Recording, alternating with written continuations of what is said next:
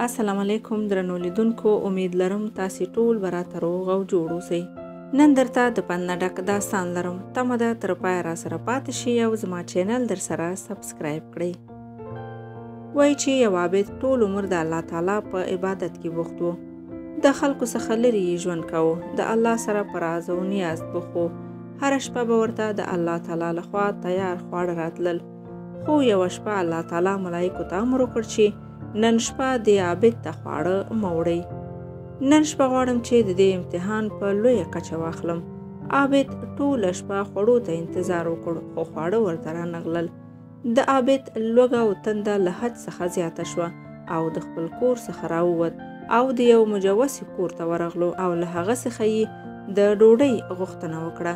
مجوسي ورته 3 ټوټې ډوډۍ ورکړه او عابد د خپل کور په لور روان شو. خو په لاره کې د مجوسي سپي د عابد شا ونیوله.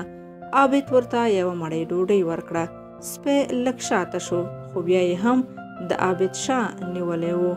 عابد دوهم ډوډۍ هم ورکړه، خو بیا هم سپی د عابد شا خوشي نه کړه. درېیمې ډوډۍ په ورکولو سره عابد سپي ته وویل: ته څومره بې سترګو یې، صاحب دې راته یوه مړۍ ډوډۍ راکړې او اوس یې راڅخه اخلي. په دې وخت کې یو بوډا عابد ته راځي او ورته وایي: بې سترګو خو ته یې، ځکه کله چې هره شپه درته الله تعالی خواړه رالیږه نو ښه به په اخلاص دې د هغه بندګي کوله، خو چې یوه شپه یې ډوډۍ در نه کړه نو د الله لاس دې خوشې کړ او د الله څخه لرې شوې.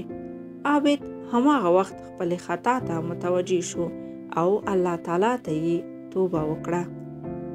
نو درنو لیدونکو او اوریدونکو، د انسان امتحان په هر ډول حالاتو کې وي، نو هیڅکله هم د الله څخه ځان مه لرې کوئ او د الله لاس مه خوشې کوئ چې په دنیا او آخرت مو ښکلي شئ.